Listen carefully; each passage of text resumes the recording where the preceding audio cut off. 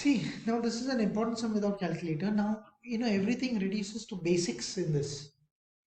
Now, how do we do that? Find the acceleration when t is equal to 3. So when t is equal to 3, it's somewhere here. Now, first of all, you need to see this carefully. This is a velocity time graph.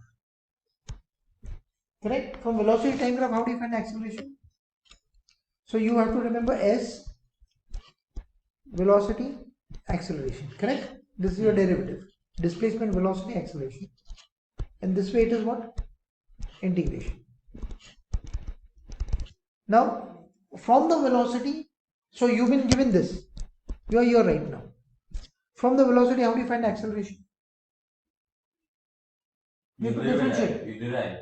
But we don't have the function.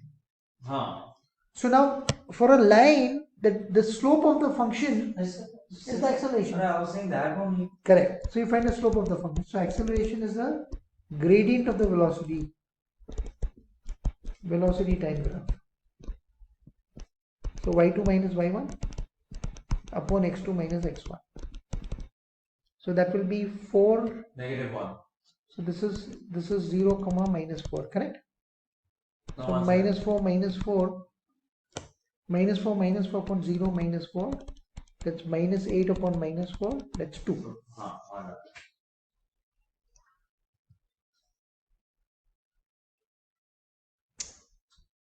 So that's 2.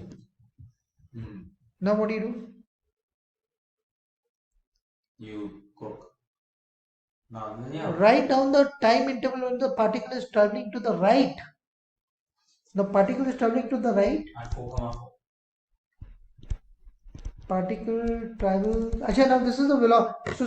So the velocity, the acceleration at time 3 will also be 2 because the slope of the line is the same everywhere. Now the next part they are asking you is when it is traveling to the right, the particle travels to the right when velocity is positive. When velocity is positive, particle is traveling to the right. So when is the particle traveling to the right? When is the velocity positive? From the graph, basically when the graph is above the x-axis, above the time axis. Okay. When is above the time axis? From 2 to 10? Right. But it's not from... So that's why it's traveling to the right. Because it's the... velocity is positive. Velocity.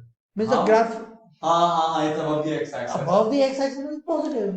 Below the x-axis is negative. The total distance traveled from 0 to 16. You don't know the functions. You can find the different functions though. So distance traveled,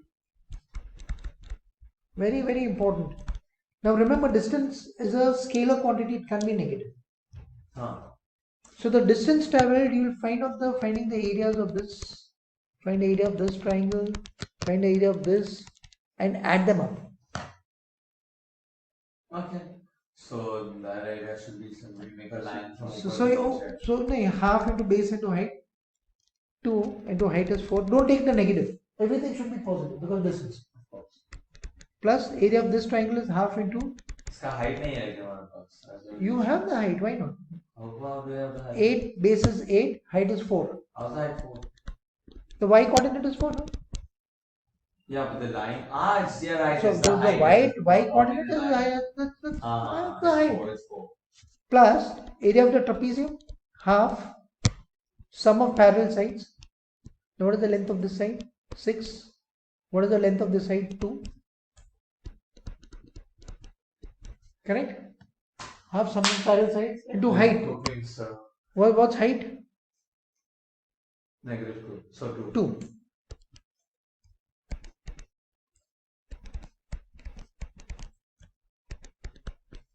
16 plus 1 over 2 is 16. So 8.